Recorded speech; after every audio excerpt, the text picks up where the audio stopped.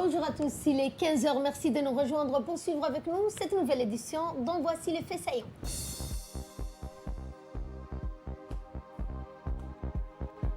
Le Premier ministre Abdelkader Kamel Mohamed a reçu ce matin le nouvel ambassadeur d'Éthiopie à Djibouti. Dans l'actualité internationale, les migrants tunisiens sont menacés d'expulsion, c'est ce que nous verrons en fin de journée. Bonjour à tous. Le Premier ministre Abdelkader Kamel Mohamed a reçu ce matin dans le salon d'honneur de la primature le nouvel ambassadeur extraordinaire et plénipotentiaire d'Éthiopie auprès de la République de Djibouti et de l'IGAD. L'ambassadeur s'est déclaré lors de cet entretien prêt à travailler en étroite collaboration avec la partie djiboutienne pour approfondir encore plus les relations de longue date et renforcer le partenariat stratégique existant entre les deux pays. Le Premier ministre, pour sa part, a souhaité la bienvenue à l'ambassadeur et a assuré que le gouvernement de Djibouti coopérait pleinement et appuierait les efforts de l'ambassadeur pour renforcer encore plus les relations de coopération complémentaires entre les deux pays. Également dans l'actualité, le ministre de l'Intérieur, Moumin Ahmed Cheikh, a également reçu aujourd'hui dans son cabinet le nouvel ambassadeur extraordinaire et plénipotentiaire de la République démocratique fédérale d'Éthiopie auprès de la République de Djibouti. Dans cette entrevue, le diplomate éthiopien s'est dit fier de représenter son pays auprès de Djibouti, une nation avec laquelle nous partageons des liens historiques et privilégiés. Le ministre de l'Intérieur a quant à lui souhaité d'abord la bienvenue au nouvel ambassadeur d'Éthiopie. Il a ensuite souligné l'excellence des relations historiques, fraternelles, culturelles entre les deux pays. Les États-Unis offrent des équipements d'assistance et de prévention contre le Covid-19 à Djibouti. Les États-Unis ont présenté une nouvelle machine d'extraction ARN au ministère de la Santé lors d'une cérémonie à laquelle l'ambassadeur américain Larry André et le général de brigade, le commandant adjoint des forces opérationnelles interarmées combinées de la Corne d'Afrique ont donné cette machine qui permettra aux médecins chercheurs djiboutiens d'étudier, de vérifier les souches locales du coronavirus, maladie infectieuse. Elle fournira également une technologie essentielle pour la stratégie du gouvernement de lutter contre la pandémie du Covid-19. Cette machine vient appuyer les deux autres machines PCR déjà fournies par les États-Unis au gouvernement djiboutien. Ceci s'inscrit dans le cadre du don, dans le cadre du programme d'assistance humanitaire du département de la Défense pour réduire, préparer et répondre aux risques de catastrophes humanitaires. Le ministre de la Santé a sollicité la machine supplémentaire pour accroître les efforts de dépistage locaux du Covid-19. Et nous allons au Daï, dans la région de Tadjoura, pour parler de campement touristique de la forêt du Daï.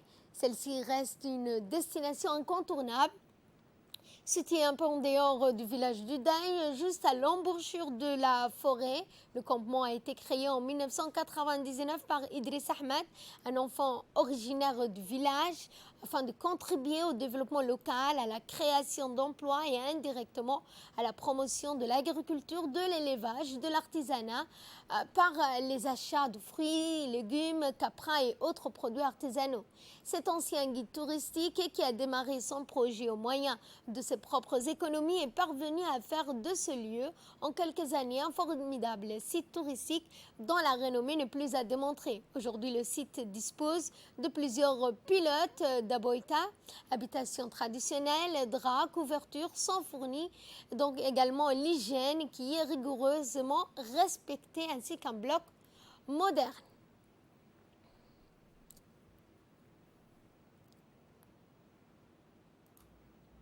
Le campement touristique de la forêt d'Idaï.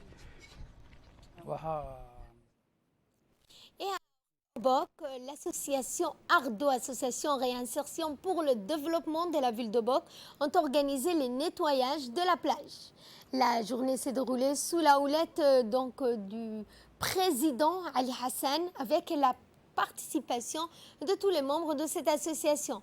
Avec leurs moyens de bord, l'association a nettoyé la plage de tous les déchets ménagers et tout en sensibilisant les jeunes ainsi que les habitants sur l'impact lié à l'environnement et à l'écosystème marin, par conséquent les effets néfastes et la dégradation de notre environnement. Ce genre d'action communautaire permet non seulement de lutter contre les déchets, mais consiste à inculquer chez nos jeunes l'éducation civique et patriotisme afin de promouvoir la préservation de l'environnement sain, propre. Dans son intervention, le président de l'association Ardo, Ali Hassan, a rappelé que cette action communautaire s'inscrit dans le cadre du programme des activités de l'association pour lutter contre la dégradation de l'environnement. Il a également souligné qu'à travers cette action, les jeunes vont profiter du tournoi qui s'opère généralement sur les plages, à savoir le beach soccer et le volleyball. Et cette soirée animation à la Cité Nassib continue toujours durant ce mois d'août, organisée par le secrétariat d'État à la jeunesse et au sport, en collaboration avec plusieurs départements sectoriels, ainsi que le comité olympique djiboutien.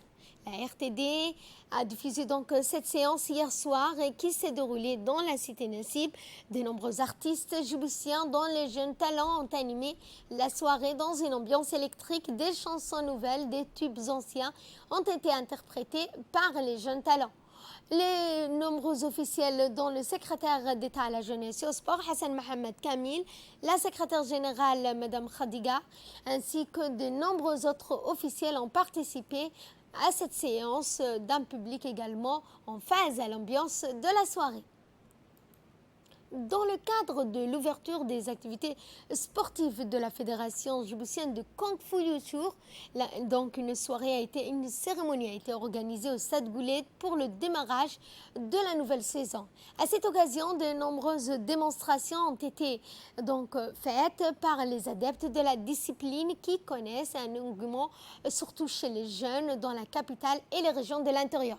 L'ambiance a été palpable avec une musique pour rythmer les différentes présentations du Kung Fu Wushu, couplées avec des démonstrations de Tai Chi présentées par le directeur, notamment Monsieur Mao.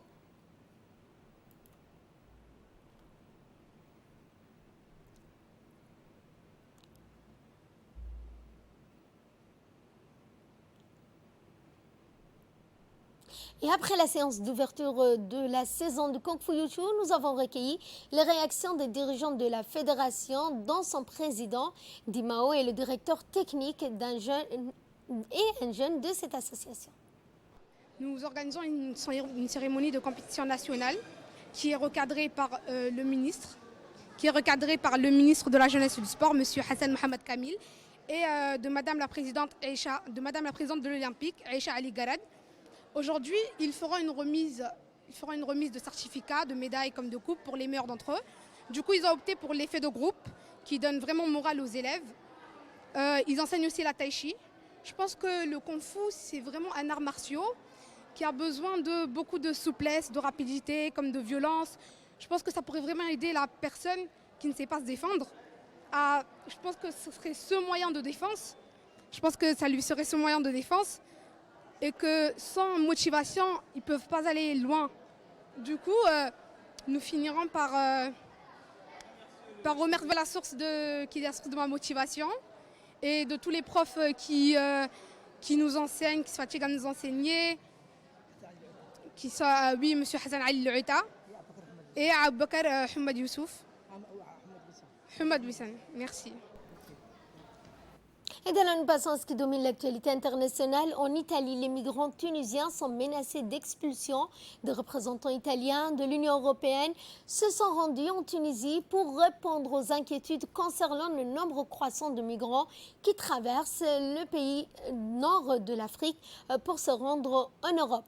Lors de leur rencontre à Tunis avec le président du pays, Kais Saied, le ministre italien des Affaires étrangères a déclaré que l'Italie était prête à apporter son aide, notamment pour des programmes en faveur de la jeunesse. Pendant ce temps, la Tunisie lutte contre un taux de chômage élevé, de l'instabilité politique, ce qui pousse davantage les migrants dits économiques à se rendre en Italie. Cette année, 5 700 personnes ont quitté la Tunisie, 5 fois plus que l'année dernière.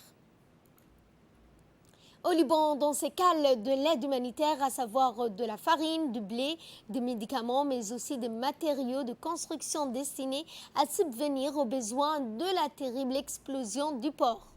Le premier bâtiment de la Marine nationale est arrivé donc au port. Le tonnerre est sur place depuis vendredi. Le porte-hélicoptère et le roulier Kalao ont été déployés en coopération avec l'armée française. Ils ont permis l'acheminement par la France à ce jour de 1000 tonnes d'aide humanitaire. Cette aide est bien entendu destinée à la population libanaise qui a été touchée par ce drame. Depuis, les cérémonies de funérailles se succèdent. Ce lundi, 3 pompiers morts dans le drame ont été inhumés dans le nord de Beyrouth. L'enquête est en cours pour déterminer qui est responsable de cette catastrophe. Et c'est sur ce point que ce journal touche à sa fin. Merci à vous de nous avoir suivis. Excellent après-midi à toutes et à tous.